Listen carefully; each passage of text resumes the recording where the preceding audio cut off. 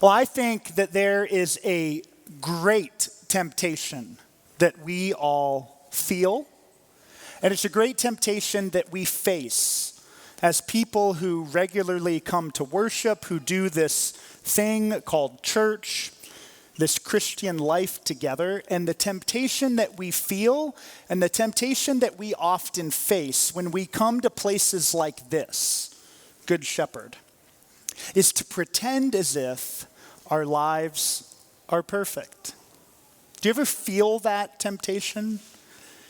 Do you know what it's like to lie between your gritted teeth when you respond, everything's great, when in fact, nothing feels great in your life? Or am I the only one? I have to believe that you are something like me. I think it's a real temptation that is toxic, not just for us, but for the world. We feel this pressure to pretend at church that things are hunky-dory when they're not. I don't know what it is. We dress maybe a little bit nicer. We put on the smile. We come to this happy place to sing happy songs. Heck, our churches even have things across America called praise bands. And I've always said, if a church has a praise band, then it must also have a lament band. Because praise is not the only experience of the human life. Lament is also an experience, an emotion, a feeling. If you were to read through the Psalms of David, you would find equal parts praise and lament. And yet, in our everyday lives of faith, I think we struggle with being authentic, with being vulnerable, with being real. And I think that we face this temptation at a heightened level during this exact season, the season of the church year called Easter. A few weeks ago on Easter morning, Pastor Alex preached a wonderful sermon. And in other words, Pastor Alex said, love and life win. The tomb is empty. Anything that would demean, divide, fracture, or cheapen us has been overcome by the cross of Christ and the empty tomb. All of these statements are true. I believe them. I've said them week after week after week in worship leadership. And yet, if we're not careful, our Easter alleluias can feel like hollow platitudes that we live on. That's why during this season, we are jumping into this series titled Lifelines. How can the words that we say on Easter, love and life win, the tomb is empty, death has been defeated, how can those statements actually be true on Easter Monday? When we go back into the real world, into our real lives, where our hearts ache and break, where we experience suffering and pain, how can the promise of the resurrection actually hold up in a society, in a world, in our lives that are marred with doubt and pain and confusion? That's why we want to be really intentional here at Good Shepherd, so that our proclamation doesn't fall on deaf ears. I think God has something so much more profound for us that makes room and space for us to feel the depth of our agony, our pain, our questions. You see, we have a faith and we have a God that I think is big enough to handle our shaking fists when we raise them heavenward. God, why? God, how? And this week we're exploring how it is that we can have peace at the same time that we're experiencing pain. So often we think that peace and pain are on two opposite ends of the spectrum, right?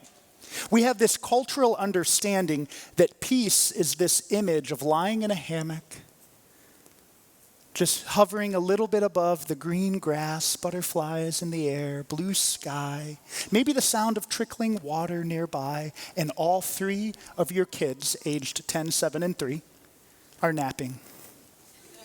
Or maybe that's just my vision of peace. There are moments like this, right, where we experience the absence of conflict, the absence of turmoil, the absence of strife. But for people of faith, peace is not the absence of pain.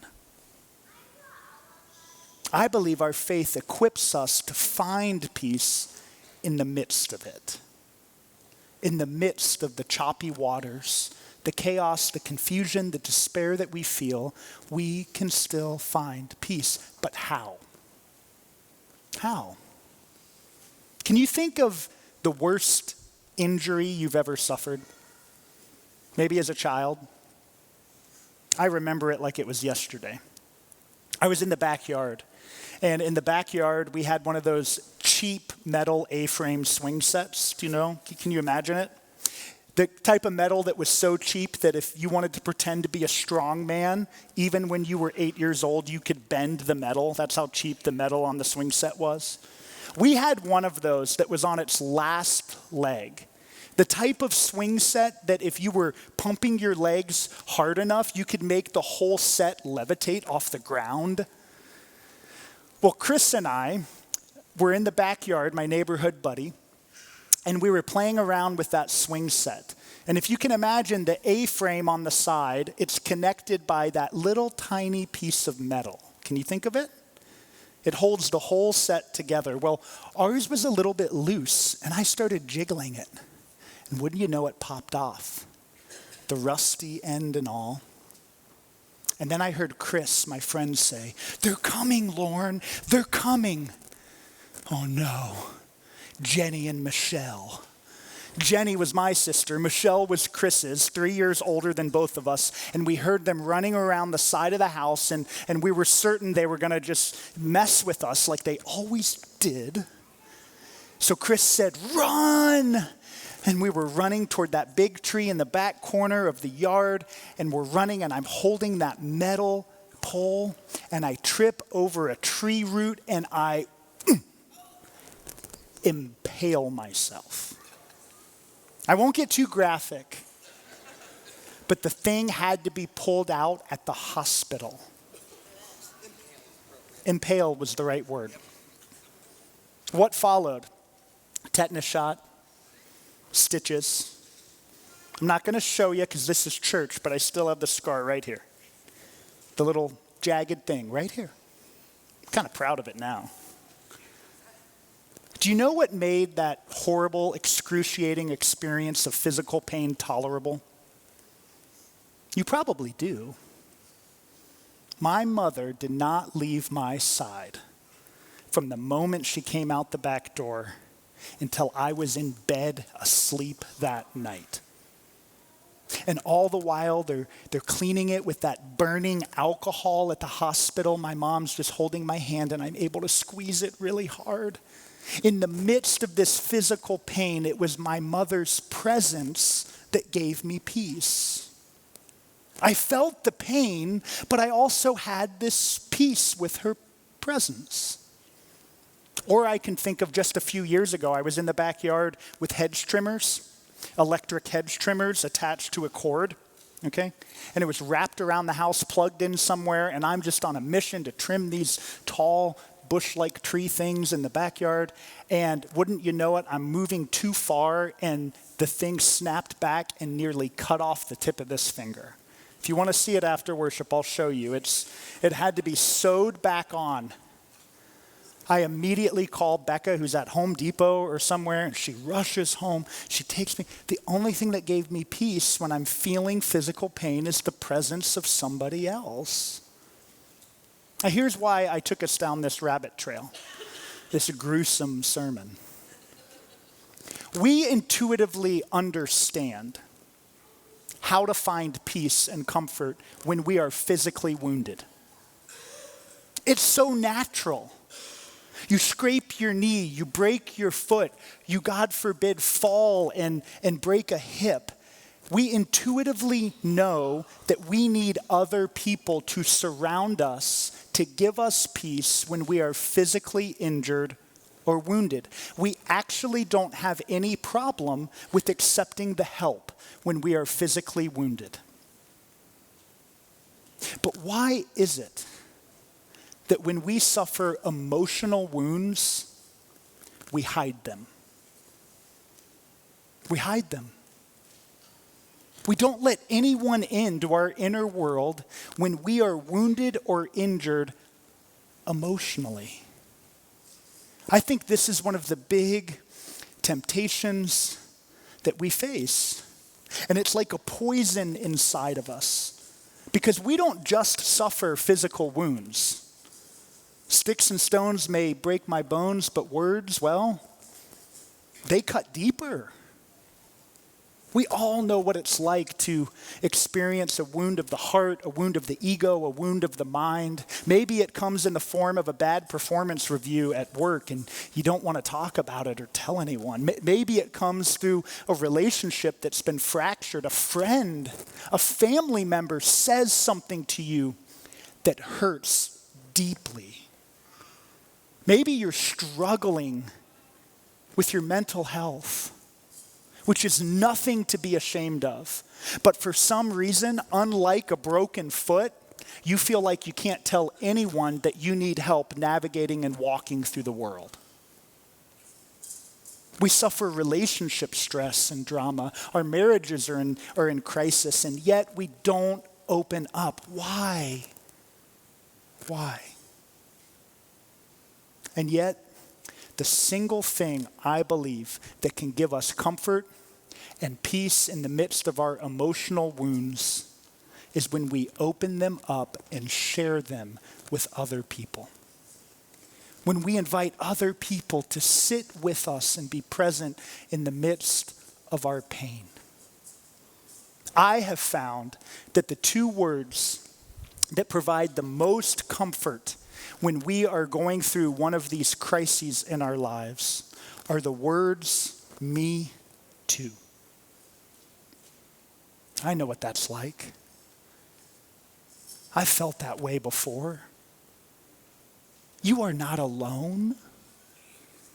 That is a channel and a passageway through which God can actually deliver peace. It's a peace that doesn't take away the pain, but it's a peace that gives us courage and a pathway to navigate it. I bet that you can think of a moment in your life when somebody opened up, was vulnerable enough to share the struggles and the hardships that they have experienced, and I bet it has made all the difference in your life. I think this is what Jesus is doing in Luke chapter 24. Think of the scene for a moment. The disciples are in physical pain, emotional pain. They are literally locked away in a room because they're afraid that they will be crucified next. They had just experienced Jesus arrested, beaten, crucified, thrown in a tomb, and they are in hiding. They are in physical and emotional prison. And I love that this is the first resurrection story, the very first story we get, the very first depiction of what new life in light of the resurrection looks like, happens in the context of people that are hiding. Jesus appears, and did you hear the first words that he speaks to them? Notice what he doesn't say. He doesn't go to Peter, you're Peter today, and he doesn't say, Peter, buddy, pal, I told you so. I told you you'd deny me 3 times. And you know what you did? You know what? When I was being beaten, I heard the cock crow. So what do you have to say to me? Sorry. I'm so sorry. No, that's not what he does. The first words that Jesus says are peace be with. In other words, our relationship is never going to be defined based off your perfect behavior. Our relationship is defined based off of my love, my peace. Peace be with you.